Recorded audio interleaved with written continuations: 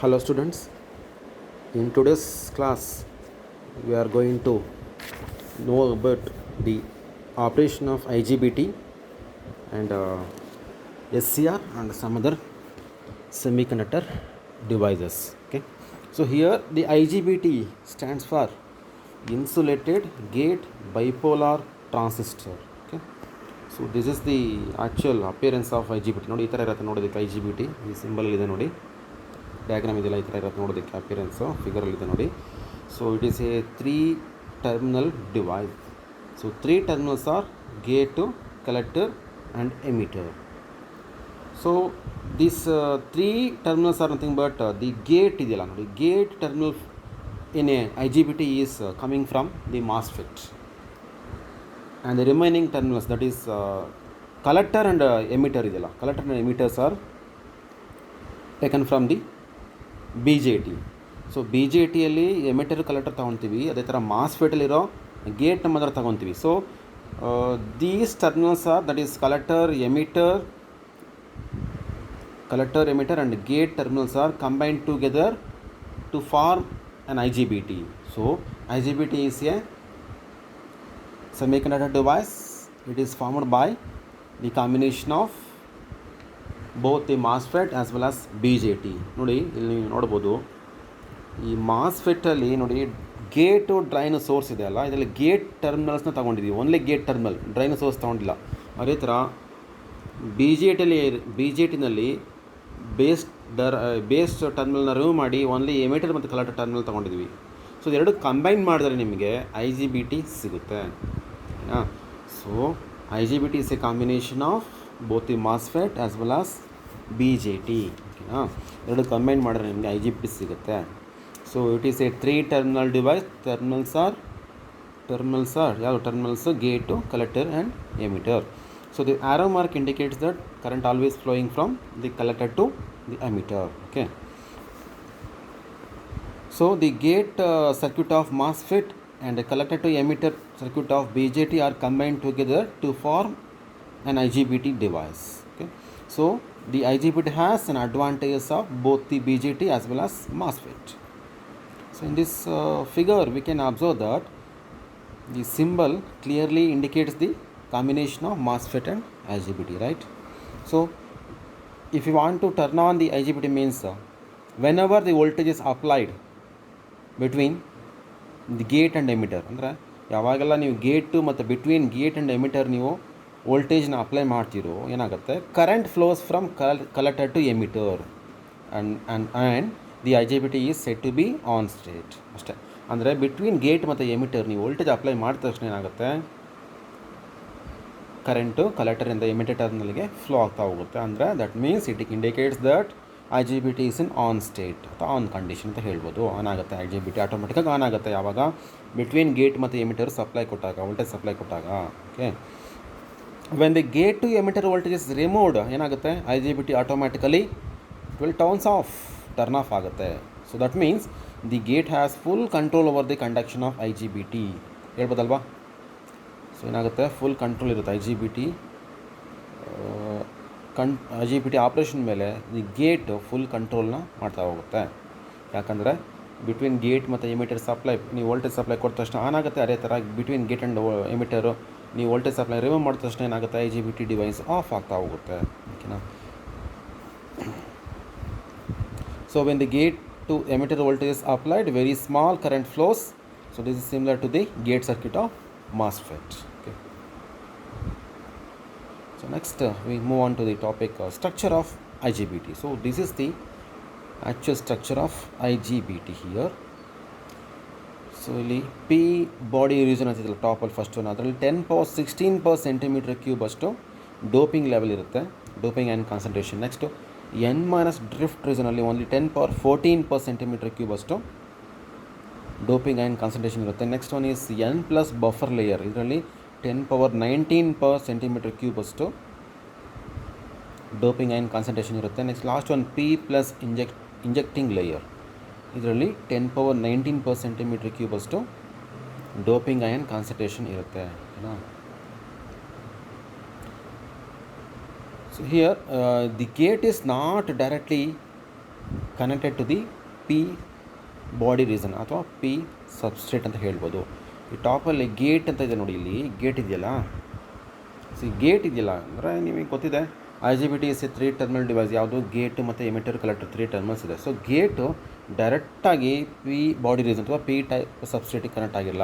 ಯಾಕೆಂದರೆ we may observe that here there is an insulated oxide layer, that is silicon dioxide layer. Silicon dioxide layer coating ಇದೆ ಇಲ್ಲಿ ಅಲ್ವಾ, dotted line ಇದೆಯಲ್ಲ, dot ಇದೆಯಲ್ಲ, ಇದೆಲ್ಲ that indicates that silicon dioxide coating. So this silicon dioxide coating is between the gate metal and P body reason. ಯಾಕಂದರೆ silicon dioxide acts as an epitaxial layer or what we call an insulating media between the gate terminal and P body region. Okay, so the P plus injecting layer and N plus regions are heavily doped with the doping ion concentration of 10 power 19 per centimeter cube. ಯಾವ್ದು N plus region ಇದೆಯಲ್ಲ, N plus reason ಅಂದರೆ N plus buffer layer ಮತ್ತು P plus injecting layer ಎರಡೂ ಕೂಡ 10 power 19 per centimeter ಅಷ್ಟು 10 power 19 per centimeter cube ಅಷ್ಟು doping iron concentration ಇರುತ್ತೆ. Next one is the P substrate ಅಥವಾ P body region is moderately doped with the doping ion concentration of 10 power 16 per centimeter cube, and the N minus drift region is lightly doped. Lightly doped ಅಂದರೆ ತುಂಬ ಕಡಿಮೆ ಇರುತ್ತೆ, ಎಲ್ಲದಕ್ಕಿಂತ ಕಡಿಮೆ ಅಂತ. ಎಷ್ಟಿರುತ್ತೆ? Lightly doped with the doping level of 10 power 14 per centimeter cube. Okay, next here the N plus buffer layer. ಓಕೆನಾ, N plus buffer layer is not necessary for the operation of IGBT. ಹಾಗಾದ್ರೆ ಯಾಕಿದೆ ಇಲ್ಲಿ ಅಂದರೆ, so the IGBTs which have N plus buffer layer are called punch through IGBTs. ಅದು ಬೇಕೇ ಬೇಕಂತೀನಿಲ್ಲ ಅದ್ರ ಆಪ್ರೇಷನ್ಗೆ, but ಇತ್ತು ಅಂದರೆ N plus buffer layer ಇತ್ತಂದರೆ ಅದನ್ನು ನಾವು ಪಂಚ್ ಥ್ರೂ IGBTs ಅಂತ ಕರಿತೀವಿ. So punch through IGBTs have faster turn off time ಅಷ್ಟೇ, ಅದಕ್ಕೋಸ್ಕರ ಇದನ್ನು ಯೂಸ್ ಮಾಡ್ತೀವಿ. ಸೊ ಪಂಚ್ ಥ್ರೂ IGBTಸಲ್ಲಿ ಏನಾಗುತ್ತೆ, N ಪ್ಲಸ್ ಬಫರ್ ಲೇಯರ್ ಇರುತ್ತೆ. ಸೊ ಅದು ಯಾಕೆ ಯೂಸ್ ಮಾಡ್ತೀವಿ? N ಪ್ಲಸ್ ಬಫರ್ ಲೇಯರ್ ಇದ್ದರೆ ಏನಾಗುತ್ತೆ, ಟರ್ನ್ ಆಫ್ ಟೈಮು ತುಂಬ ಸ್ಪೀಡಾಗಿರುತ್ತೆ. Without N plus buffer layer ಏನಾಗುತ್ತೆ, ಟರ್ನ್ ಆಫ್ ಟೈಮು ತುಂಬ ಟೈಮ್ ಜಾಸ್ತಿ ತಗೊಳುತ್ತೆ. ಇದರಲ್ಲಿ ಏನಾಗುತ್ತೆ, ಫಾಸ್ಟರ್ ಟರ್ನ್ ಆಫ್ ಟೈಮ್ ಸಿಗುತ್ತೆ. So they are used for inverters and chopper circuits. Choppers ಮತ್ತು ಇನ್ವರ್ಟರ್ಸಲ್ಲಿ ಇದನ್ನು ಯೂಸ್ ಮಾಡ್ಬೋದು, ಯಾಕಂದರೆ because of the faster turn off times. Okay, the IGBTs without N plus buffer layer, in case ಏನಾದರೂ N plus buffer layer ಇಲ್ಲ ಅಂದ್ಕೊಳ್ಳಿ, ಅದನ್ನೇನಂತ ಕರೀತಾರೆ ಅಂದರೆ, the IGBTs without N plus buffer layer are called as non punch through IGBTs. Non punch through, non NON, non punch PUNCH, punch through IGBTs ಅಂತ ಕರಿತೀವಿ. So these IGBTs R used for rectifier applications because of the lower turn off time. ಅಂದರೆ ಫಾಸ್ಟಾಗಿ turn off ಆಗೋಲ್ಲ, ಸ್ವಲ್ಪ time ಜಾಸ್ತಿ ತಗೊಳ್ತಾ, ಅದಕ್ಕೆ ಇದನ್ನು ಲೋಯರ್ ಲೋ ಸ್ಪೀಡ್ ಅಪ್ಲಿಕೇಶನಲ್ಲಿ ಯೂಸ್ ಮಾಡ್ತೀವಿ. ಅಂದರೆ ಯಾವುದು ರೆಕ್ಟಿಫೈರ್ ಅಪ್ಲಿಕೇಶನ್ಸಲ್ಲಿ ಯೂಸ್ ಮಾಡ್ತೀವಿ, ಯಾವುದನ್ನು, ನಾನ್ ಪಂಚ್ ಥ್ರೂ IGBTsನ. Okay, so next let's see what are the features of IGBTs. So it is a voltage control device, hence the drive circuit is very small and on-state losses are reduced. Switching frequencies are higher than the thyristor family. ಅಂದರೆ SCR ಇರೋದಿಲ್ಲ, ಅದಕ್ಕಿಂತ ಜಾಸ್ತಿ ಇರುತ್ತೆ ಇದು ಅಂತ. Okay, SCRಗಿಂತ ಜಾಸ್ತಿ switching frequency ಸ್ವಲ್ಪ ಜಾಸ್ತಿ ಇರುತ್ತೆ, ಹೈಯರ್ ಇರುತ್ತೆ ಅಂತ. ಥೈರಿಸ್ಟರ್ ಫ್ಯಾಮಿಲಿ ಅಂದರೆ SCR ಟ್ರ್ಯಾಕ್ಗಿಂತ ಜಾಸ್ತಿ ಇರುತ್ತೆ ಅಂತೇಳಿ. And it does not required commutation circuits ಅಲ್ವಾ, ಅಂದರೆ ಎಕ್ಸ್ಟ್ರಾ ಸರ್ಕ್ಯೂಟ್ಸ್ ಬೇಕಲ್ಲ ಇದನ್ನು ಟರ್ನ್ ಆಫ್ ಮಾಡೋದಕ್ಕೆ. It does not require commutation circuit to turn off the device. Gate terminal has full control over the conduction of IGBT. Okay. So next let's see what are the applications of IGBT. So these are used in inverters. These are being used in inverters, choppers, UPS, and also it is used as an harmonic compensators. Harmonic compensator ಅಂದರೆ ಡಿಸ್ಟಾರ್ಷನ್ನ compensate ಮಾಡೋಕ್ಕೋಸ್ಕರ ಡಿವೈಸಸ್ಸಲ್ಲಿ, particular ಡಿವೈಸಸ್ಸಲ್ಲಿ ಕೂಡ ಇದನ್ನು use ಮಾಡ್ತಾರೆ. Next we move on to the very important semiconductor device that is SCR. So as we know, SCR stands for Silicon Controlled Rectifier. Okay, so this is the appearance of SCR. So it is also a 3-terminal device. So terminals are cathode, anode and gate. First one is cathode, second one is anode, third terminal is gate. Okay. So this is the symbol. ನೋಡಿ ಸಿಂಬಲಲ್ಲಿ anode cathode, ಬರೀ anode cathode same ಬರೆದ್ಬಿಟ್ರೆ ಏನಂದರೆ ಅದು ಏನಾಗುತ್ತೆ, diode ಆಗುತ್ತೆ. So along with anode cathode one more terminal ಇದೆ, that is called gate ಅಷ್ಟೇ. Anode cathode gate.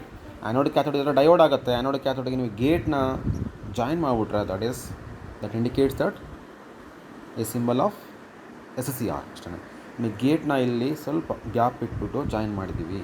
So anode cathode gate ಇದೆ. ಸೊ ಇಲ್ಲಿ ನೋಡಿ, it is having 4 layers. 4 layers ಯಾವುದು? P N P N. So P N 4 layer ಇದ್ದರೆ ಏನಾಗುತ್ತೆ, totally there are 3 junctions, J1, J2, J3. ಓಕೆನಾ, ಈ ಥರ 3 ಜಂಕ್ಷನ್ಸ್ ಬರುತ್ತೆ. So it is a 3 junction 4 layer 3 terminals device. 3 terminals anode cathode gate, 4 layers ಅಂದರೆ P N 3 junctions J1, J2, J3 ಅಂತ. So this is the structure of SCR. Okay, now let's see how the SCR works. ಯಾವ ಥರ work ಆಗುತ್ತೆ ಓಕೆನಾ. So it is different from all other semiconductor devices. ಯಾಕಪ್ಪ ಅಂದರೆ ನೋಡಿ, so ಇಲ್ಲೇನಾಗುತ್ತೆ, if you wish to turn on the SCR means ಏನಾಗುತ್ತೆ, the anode should be made positive with respect to cathode. So ಆ್ಯನೋಡ್ಗೆ positive supply ಕೊಟ್ಟು ಕ್ಯಾಥೋಡ್ಗೆ negative supply ಕೊಡ್ತೀರಾ. So this is called forward biasing of the SCR. So ಆ್ಯನೋಡ್ಗೂ ಕ್ಯಾಥೋಡ್ಗೂ ಅಂದರೆ ಆ್ಯನೋಡ್ಗೆ positive supply ಕೊಟ್ಟು ಕ್ಯಾಥೋಡ್ಗೆ ನೆಗೆಟಿವ್ ವೋಲ್ಟೇಜ್ ಸಪ್ಲೈ ಕೊಟ್ಬಿಟ್ರೆ ಆನಾಗತ್ತಾ? ಆಗಲ್ಲ. ಅಂದರೆ ಏನು ಮಾಡಬೇಕು?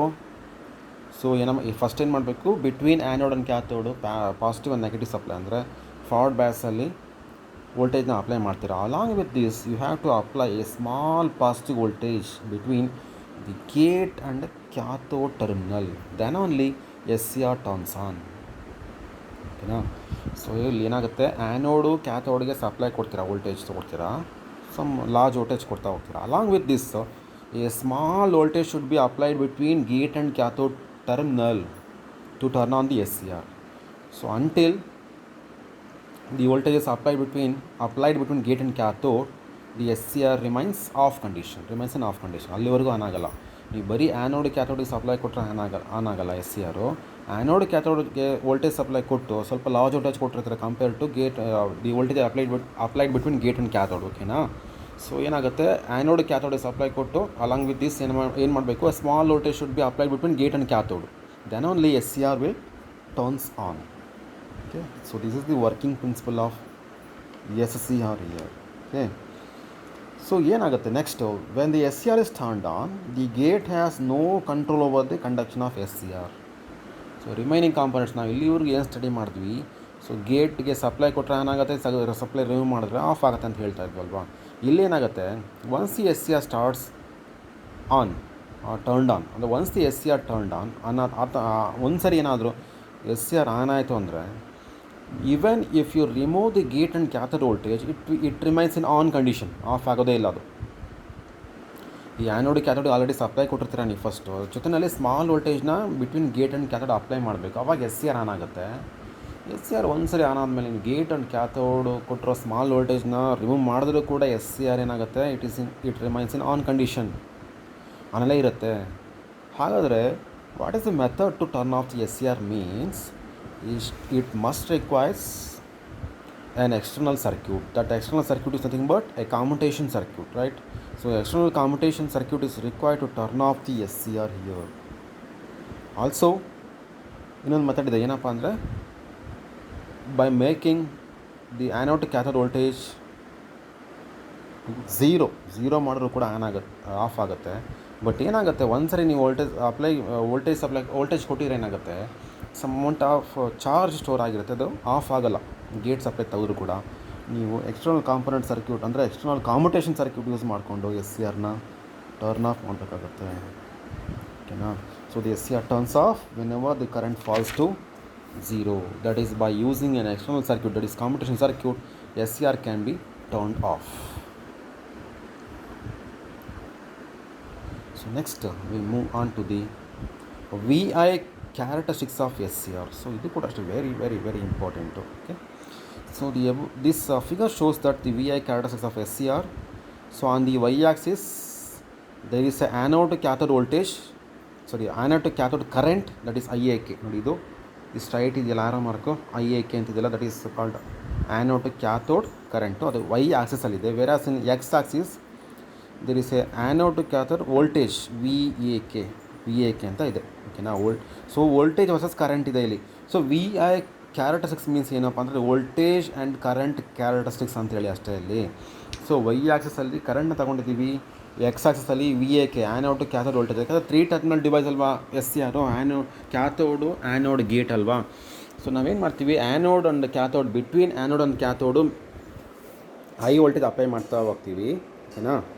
So between anode cathode high voltage apply ಮಾಡ್ತಾ ಹೋಗ್ತೀರಾ. ಅದೇ ಥರ between gate and cathode small voltage apply ಮಾಡ್ತಾ ಹೋಗ್ತೀರಾ. ಸೊ ಅದಕ್ಕೆ ಇಲ್ಲಿ V A K versus IAK ನಾನು ಡ್ರಾ ಮಾಡ್ಕೊಂಡಿದ್ದೀವಿ. Okay. So on the y-axis there is anode to cathode current, that is IAK. On the x-axis there is an anode to cathode voltage, that is VAK. Okay. So in this figure we can observe that from point 0 to A, ನೋಡಿ ಈ point 0 ಇಂದ A ವರೆಗೂ ಏನಾಗ್ತಿದೆ, the current IAK is very small current ಇದೆ IAK. ನೋಡಿ ತುಂಬ ಮೇಲೆ ಟಾಪಲ್ಲಿ ಹೋಗಿಲ್ಲ, ತುಂಬ ಕಡಿಮೆ ಇದೆ. Okay. So this is because SCR is in off condition, ಆಫಲ್ಲಿದೆ ಅಂತ ಇಂಡಿಕೇಟ್ ಮಾಡ್ತಾ. IAK very small amount of IAK ಇದೆ ಇಲ್ಲಿ, ತುಂಬ ಏನೂ ಜಾಸ್ತಿ ಆಗಿಲ್ಲ, ತುಂಬ ಕಡಿಮೆ ಇದೆ. ಅದಕ್ಕೆ ಅಂದರೆ SCR ಆನ್ ಆಗಿಲ್ಲ, ಆಫಲ್ಲೇ ಇದೆ ಅಂತ. ಓಕೆ. ಅಟ್ ಪಾಯಿಂಟ್ ಎ ನೋಡಿ ಇಲ್ಲಿ ಡ್ಯಾಶ್ ಲೈನ್ ಇದೆಯಲ್ಲ, ಅಟ್ ಪಾಯಿಂಟ್ ಏನಾಗುತ್ತೆ, ದಿ SCR ಟರ್ನ್ಸ್ ಆನ್. ಅವಾಗೇನಾಗುತ್ತೆ, ಪಾಯಿಂಟ್ ಎನಲ್ಲಿ SCR ಟರ್ನ್ ಆನ್, ಅದು ಕಂಪ್ಲೀಟಾಗಿ ಇನ್ನೂ ಆನ್ ಆಗಿಲ್ಲ, ಆನ್ ಆಗುತ್ತದು. So from point A to B the SCR is switching on. From point A ಇಂದ ಬಿ ವರೆಗೂ ಡ್ಯಾಶ್ ಲೈನ್ ಇದೆಯಲ್ಲ, ಸೊ ಅಲ್ಲಿ ಸ್ವಿಚ್ ಆನ್ ಆಗ್ತಾ ಹೋಗುತ್ತೆ SCR. ಓಕೆ. ಯಾವ ಥರ ಆಗುತ್ತೆ ನೋಡೋಣ ಅವಾಗ. Okay. So the SCR is switching on from point A to be. So the voltage VAK falls, that is decreases, and the current IAK increases. ಎಲ್ಲಿಂದ ಎಲ್ಲಿವರೆಗೂ, from point A to B ಏನಾಗುತ್ತೆ, VAK decrease ಆಗಿ IAK ಇದೆಲ್ಲ current increase ಆಗ್ತಾ ಹೋಗುತ್ತೆ. ಯಾಕೆಂದರೆ ಯಾಕೆಂದರೆ at point B the SCR turns on completely. ಅಂದರೆ ಪಾಯಿಂಟ್ 0 ಇಂದ ಎ ವರೆಗೂ ಇನ್ನೂ ಆನ್ ಆಗಿರಲ್ಲ SCR. ಸೊ ಎ ಇಂದ ಬಿ ವರೆಗೂ ಸ್ವಿಚಿಂಗ್ ಆನ್ ಆಗ್ತಾ ಇರುತ್ತೆ. ಬಿಗೆ ರೀಚ್ ಆದ ತಕ್ಷಣ ಅದು ಕಂಪ್ಲೀಟಾಗಿ ಆನ್ ಆಗುತ್ತೆ. ಅವಾಗ ಏನಾಗುತ್ತೆ, ವೋಲ್ಟೇಜ್ VAK ಕಡಿಮೆ ಆಗುತ್ತೆ, IAK ಇನ್ಕ್ರೀಸ್ ಆಗ್ತಾ ಹೋಗುತ್ತೆ, ಜಾಸ್ತಿ ಆಗ್ತಾ ಹೋಗುತ್ತೆ. ಓಕೆನಾ. ಸೊ ಯಾಕಪ್ಪ ಅಂದರೆ, ಸೊ VAK ಅಂದರೆ the voltage applied between anode and cathode terminal ಅಲ್ವಾ.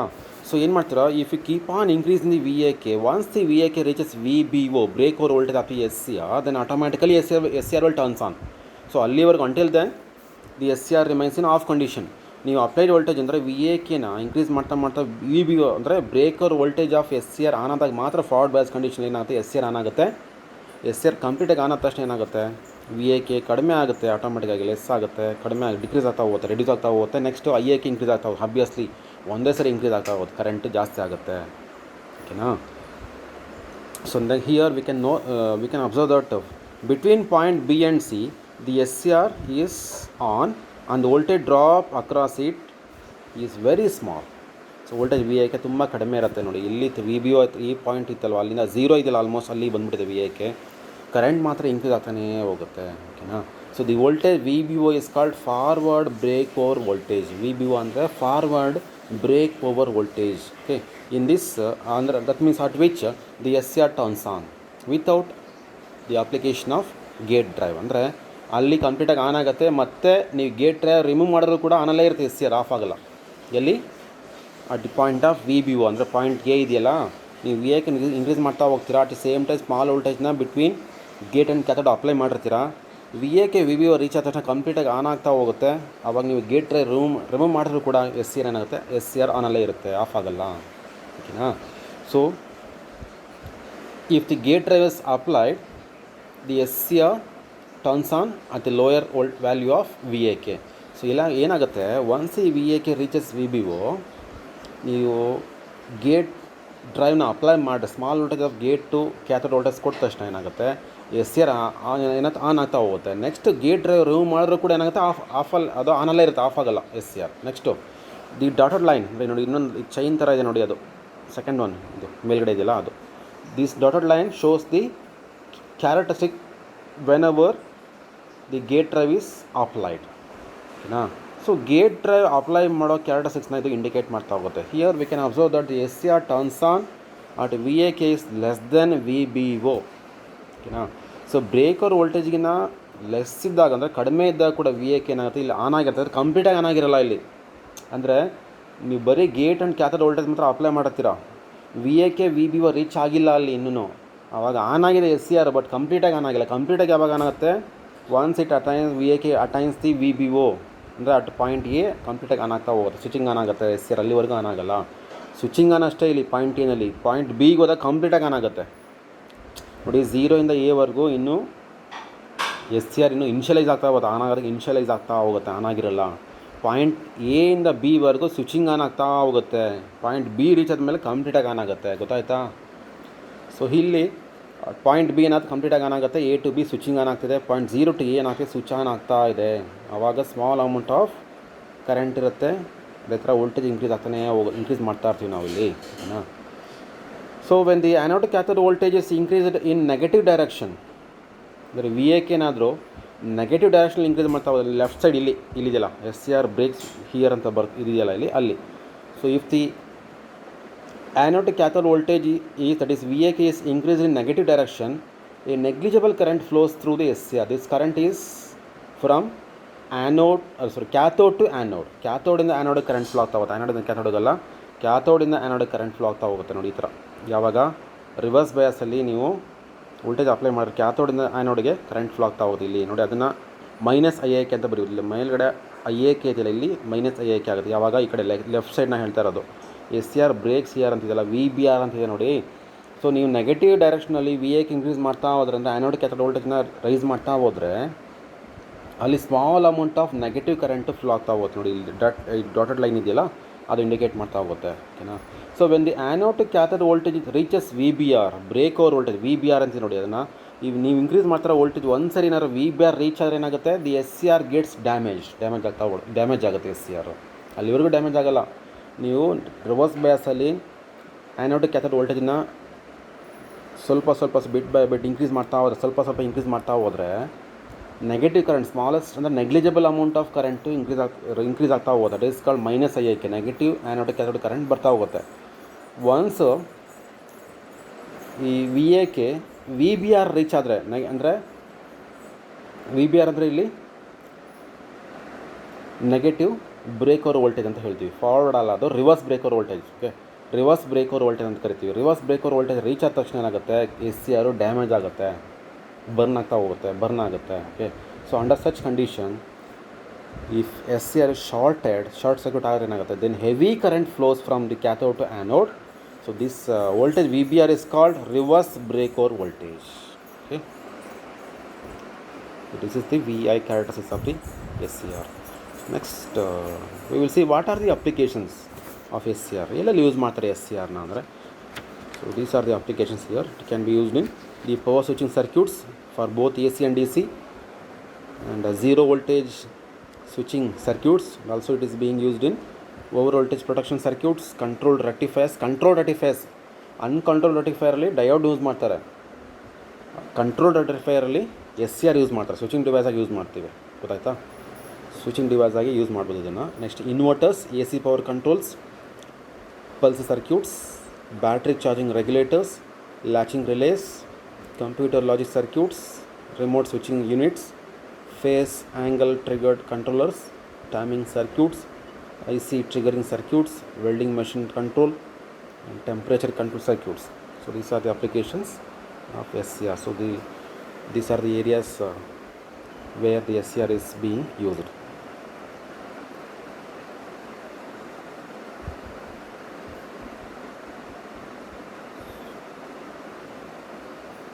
In the next class we will discuss the two transistor analogy of SCR. Okay, thank you.